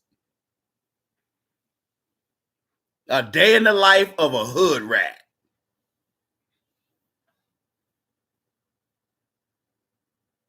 First of all, I'm not a man voodoo man. And I'm going to get your stupid mayonnaise eating ass out the paint too. Go ahead and put your ass in timeout. You Scooby-Doo looking motherfucker. Deal with that. Boot your ass up out of here. Dealing with no dumbasses today. A black woman got shot 4 days ago. I don't give a fuck. I'm like Chris Tucker imitating Michael Jackson. I don't give a fuck. Dang on. I want to make a change, but what's in my life?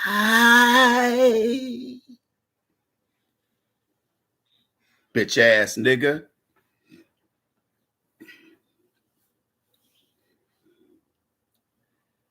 But if you want to ask the question,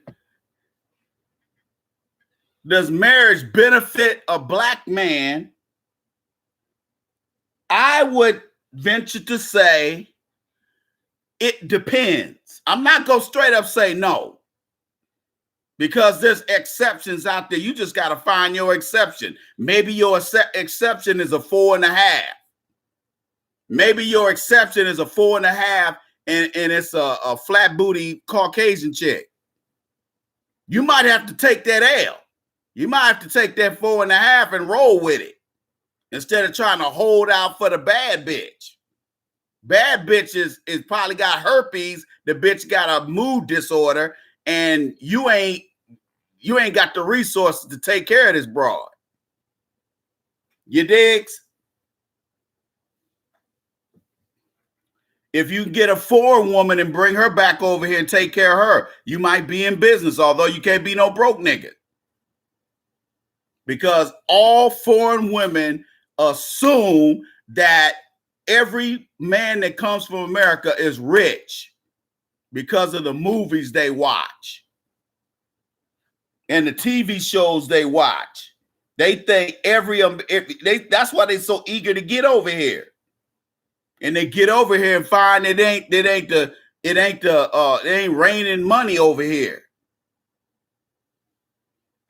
And we got some major race problems over here. You digs? Better ask somebody, player.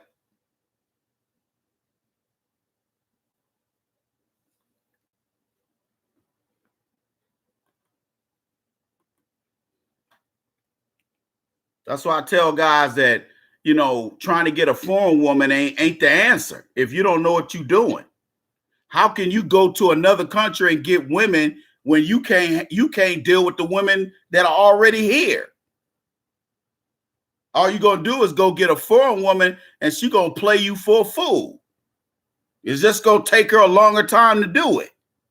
But she going to end up doing to you what every other American woman keeps doing to you, which is busting your grape wide open and hurting you and breaking your little stanky heart.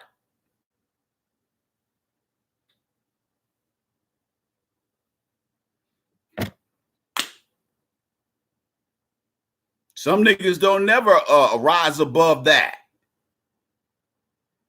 Some of you will. But when you don't have no daddy and you ain't willing to, you know, hire me as a life coach or go to a mental health person to help you get on track, you rather just go out here and fail. Because everything else in your life is a failure. No matter what city you go to in this country, you see black men ass out. The older, the less resources.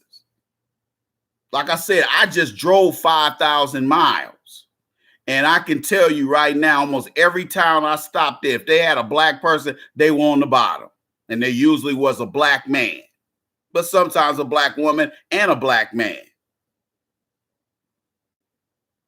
Don't ever expect somebody else to take care of your people. If you're not taking care of your people, you're going to end up out here ass out. And a lot of us are learning that the hard way. A lot of us are learning that the hard way. That if we ain't got no friends out here, the black man really ain't got no friends. The black man is totally ass out. We have no foundation to lean on around here. Every black man is every man for himself. That's why I don't deal with a lot of people, because I get tired of dealing with people who have this every man for himself mentality. I can't deal with it. They poke their mouth out. Every little excuse they get, they poke their mouth out because they can't take the truth, but yet they can be trying to fuck your game up. Sorry, motherfuckers. That's why I'm like, I make sure I'm good. Fuck them niggas. Ain't nobody over here trying to take care of the Iceman. The Iceman on his own. And I suggest you take care of yourself. But we got to get off the selfish bullshit, because it's dragging us down. It's going to cause us to be extinct. You know, it don't have to happen overnight. If you have no resources going forward in the next 10 years in this global society, you are going to end up homeless.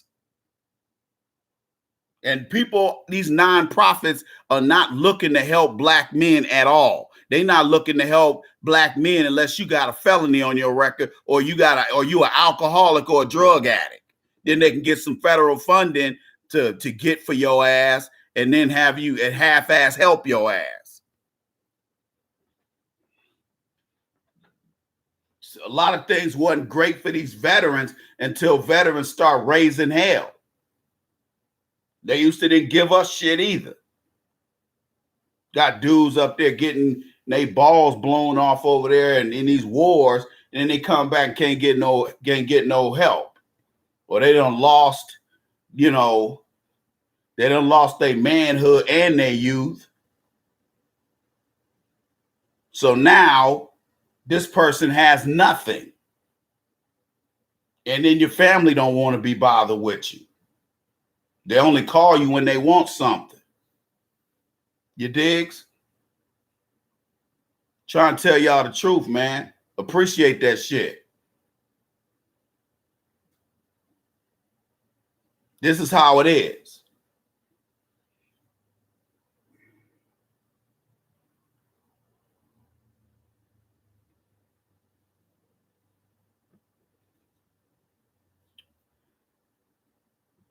Porn, I've been saying this for years. You know, I was listening to the Vivid Entertainment Channel.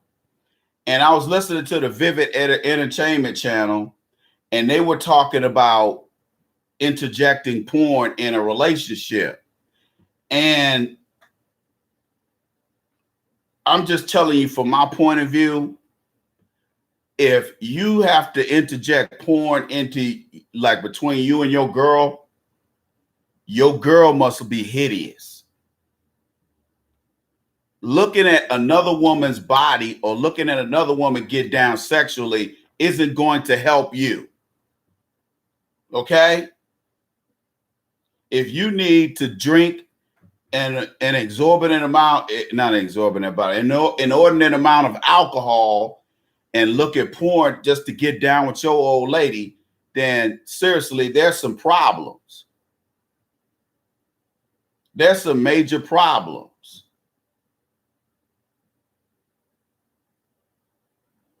You got some major problems, dog. I'm just saying that out of respect.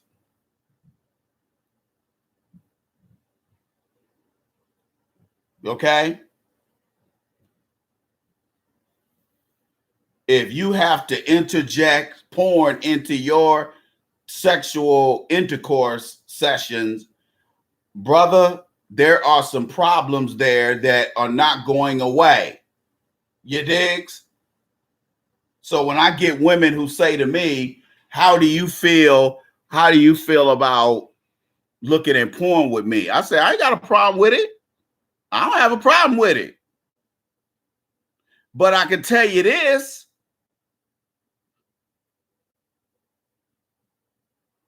And I'm thinking to myself, this ain't necessarily somebody I want as a girlfriend physically. This chick is a 5 or she's a 5.5. And I'm like, okay, you cute enough to go in public with, but you know, still you need to lose about 10 pounds.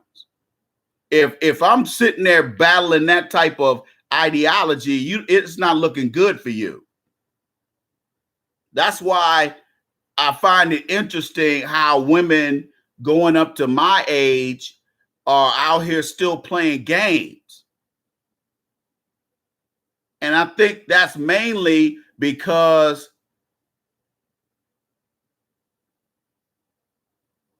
a lot of black men don't have standards. There's no punishment for black women gaining 1,500 pounds. There's no punishment. You got niggas out here that look like Denzel when he about 30 years ago talking about, ooh, I like the big girls. And I ain't talking about Destiny's Child big, but Beyonce Destiny Child thick. She was a little bit heavier when she was with Destiny Child. I ain't talking about that Beyonce.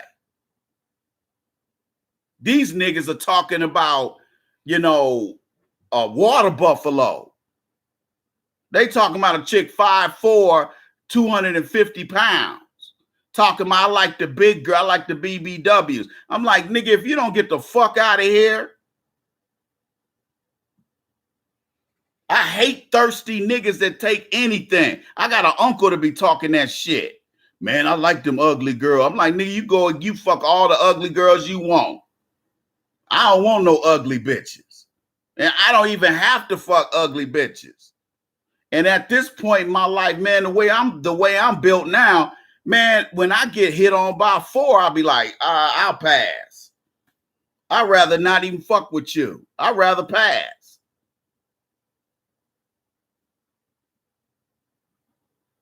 I'd rather pass. It ain't worth my time. Because I'm always going to think about all the dimes I had sex with, not you.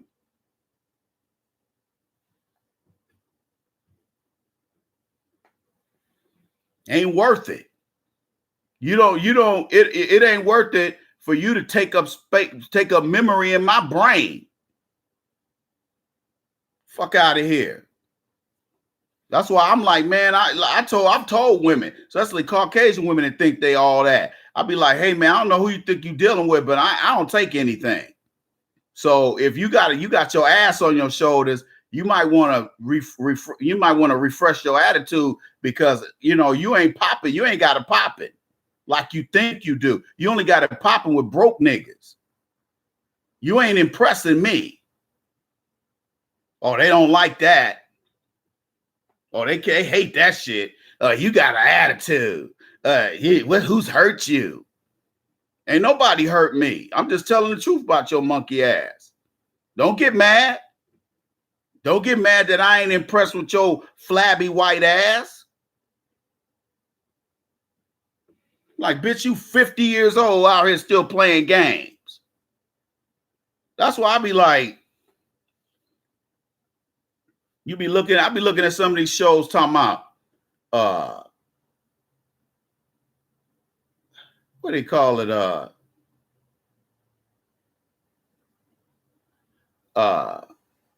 Love after lockup. Got these tricks out here giving these women money and shit. Sending these bitches in prison money. Just stupid. Dumb and stupid. You don't give no woman no money. And then she locked up. Them bum ass bitches. They lying, cheating, scamming ass bitches. That's why they in prison. And that's why, and they ain't good at it. Which is why they in prison. Fuck out of here.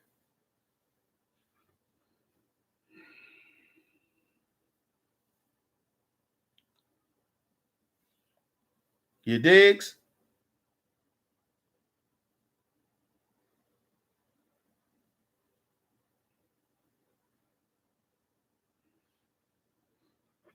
Now,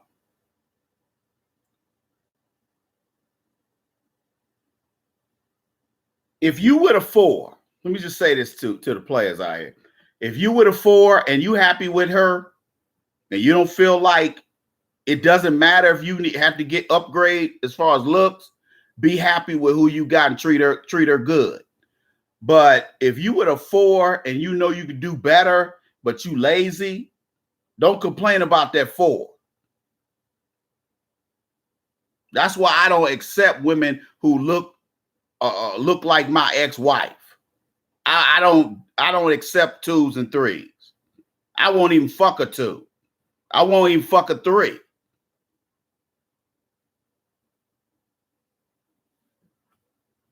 It's not even worth me looking at you naked and wanting to regurgitate.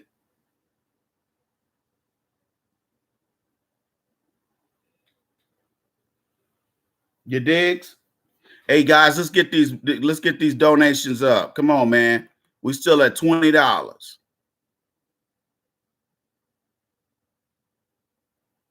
Okay, I'm gonna take a break. Y'all think about this. All right, I'm gonna take another break.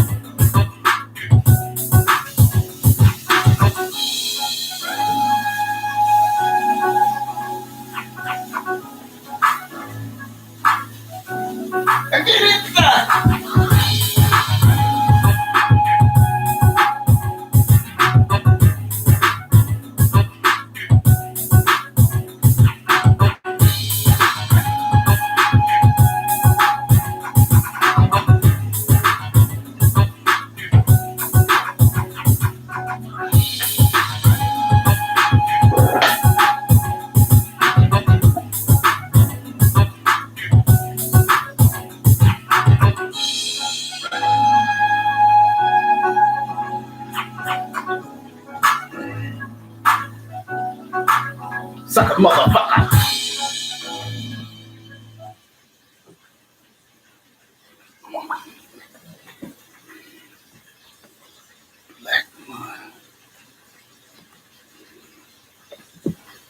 Yeah, I've become more selective, and it's quality over quantity. You digs?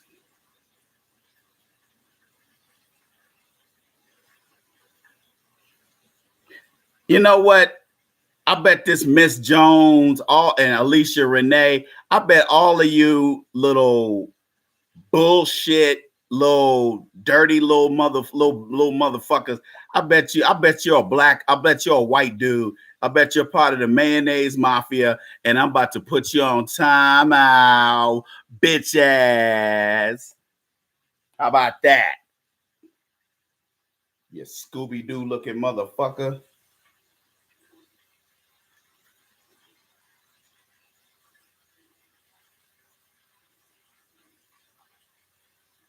Okay. Appreciate it, Mr. Hodge.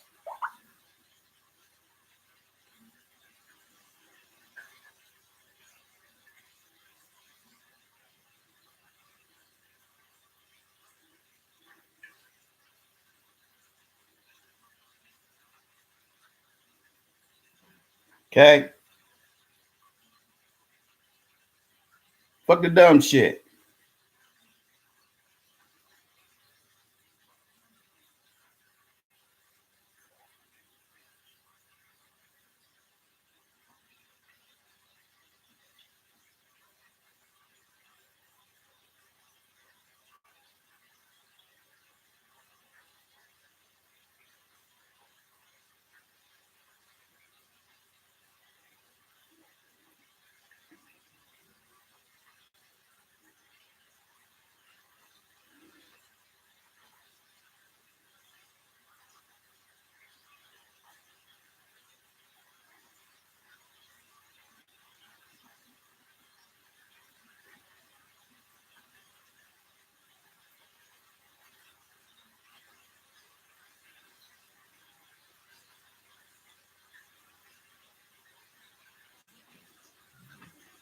Well, all right, you squares. It's time to phone. Five this joint. Busting out.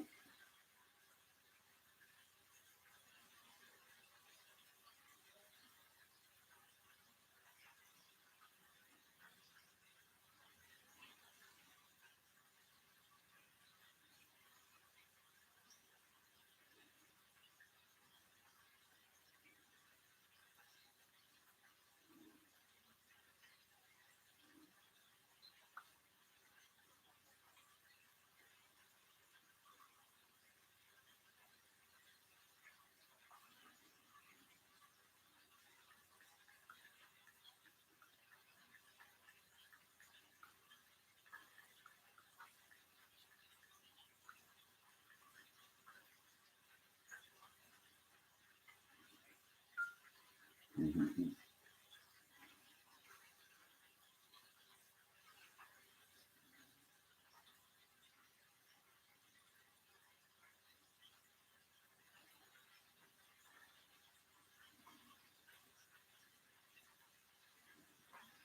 Yes, sir.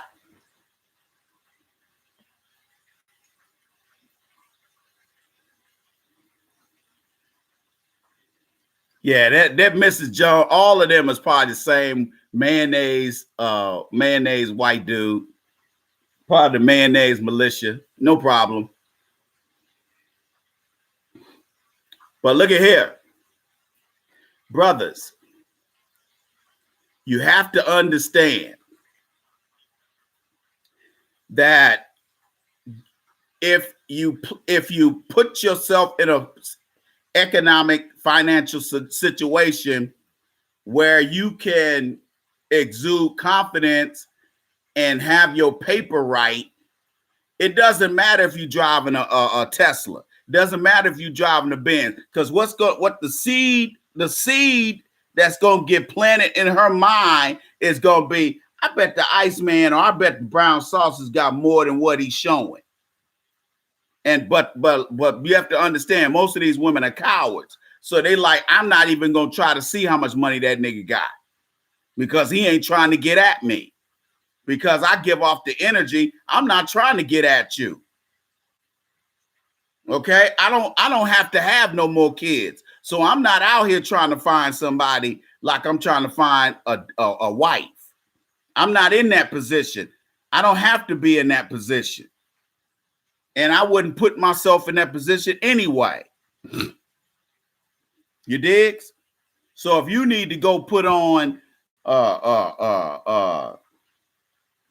Alexis, Texas, or you got to put on, what's that sister that's real fine? Jada. If you got to put Jada Fire on to get your dick hard, man, there's a problem.